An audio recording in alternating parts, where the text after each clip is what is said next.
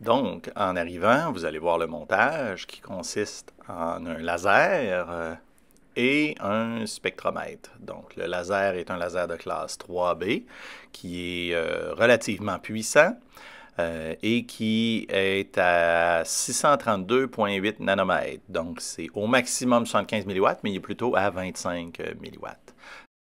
Le filtre à l'entrée du montage, tout de suite après le laser, est là pour nettoyer le faisceau parce que même si c'est un laser, il y a quand même des fois un petit peu de lumière à d'autres longueurs d'onde qu'on veut enlever. Donc le filtre ne laisse passer que 632,8. Donc à la sortie, ça passe devant un filtre. Ensuite, ça va sur un miroir qui réfléchit vers l'endroit où l'échantillon sera. Et ensuite, qui est bloqué par un laser block.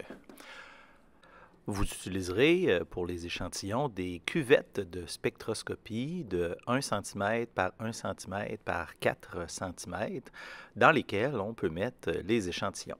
Il existe différents modèles en plastique, en verre ou en quartz pour éviter la fluorescence, mais dans notre cas ici, on n'a pas à s'inquiéter, on prend le modèle en plastique.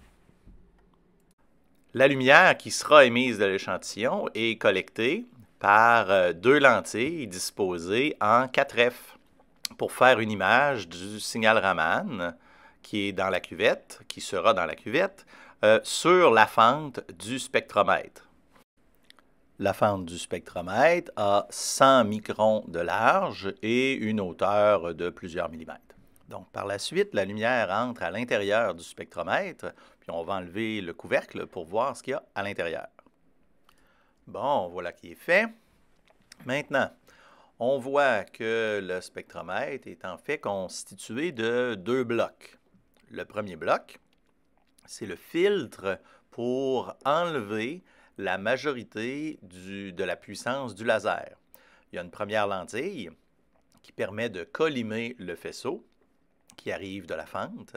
Ensuite, il y a le filtre que je vais vous montrer plus en détail dans quelques secondes.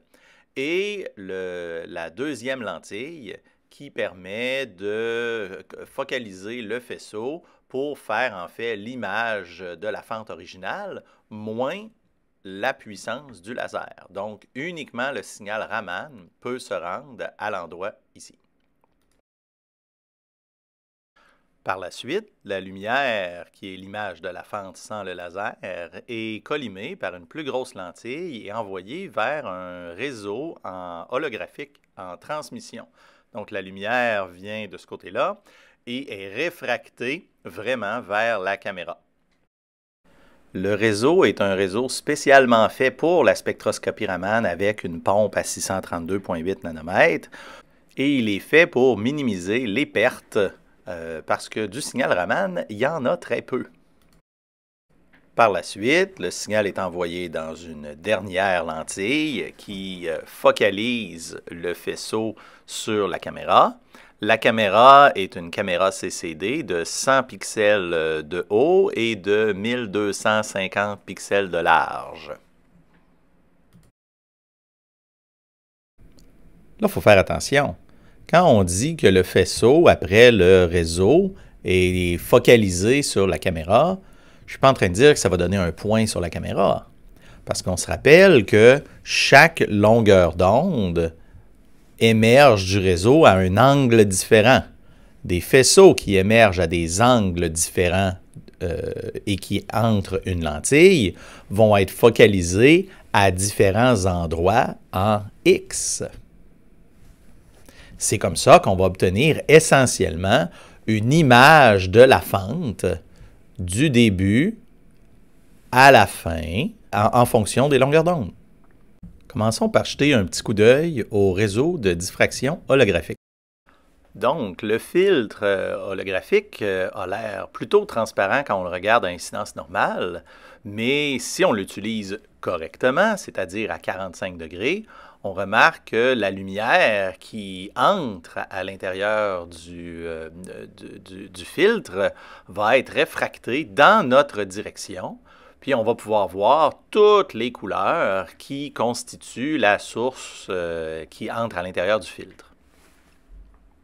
Très important de remarquer, les couleurs émergent à différents angles, pas à différents endroits, car l'ensemble de la source arrive au centre du filtre. Okay? Donc, la lumière émerge à différents angles.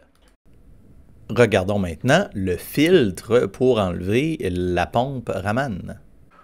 Le filtre est un filtre aussi particulier qui permet d'enlever uniquement 632,8 nanomètres et de laisser passer les longueurs d'onde au-delà de 632,8 nanomètres avec très peu de pertes.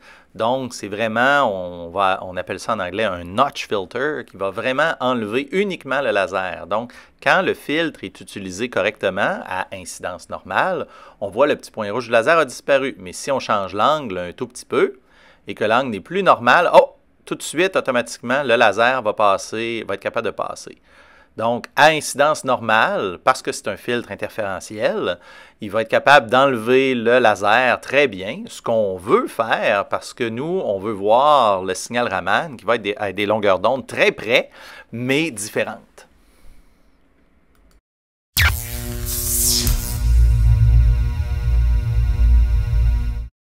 Vous utiliserez la lampe au mercure qu'on envoie de façon très libérale dans le spectromètre puisque la lumière est très puissante. Puis ensuite, à l'ordinateur, vous obtiendrez quelques lignes dont vous pourrez reconnaître les longueurs d'onde par la table dans le protocole.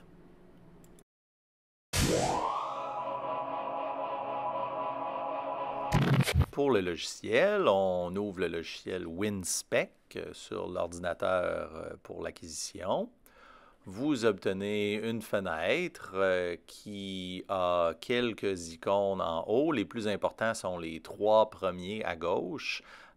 Setup ou préférence, acquisition et focus. Il y a 2 modes importants. Il y a le mode imagerie, où on choisit dans la section ROI Setup, Imaging Mode. Ensuite, on clique Full et Store. On enlève Software Binning et on clique OK ou Focus. Et vous obtiendrez une image du capteur de la caméra avec quelques lignes. Ici, on a l'image qu'on obtient en temps normal avec la lampe au mercure. Vous pouvez ajuster l'échelle avec les petits icônes qui sont en bas de la fenêtre à gauche. Pour le mode spectroscopie, aussi dans la section ROI Setup, on choisit le mode spectroscopie. On s'assure de prendre Full Chip, de cliquer Store et de cliquer Use Software Binning. Et ensuite, on obtient, au lieu d'une image, on obtient la somme de toutes les lignes qui nous donne le spectre. Encore une fois, on peut utiliser les boutons en bas à gauche pour ajuster l'échelle si nécessaire.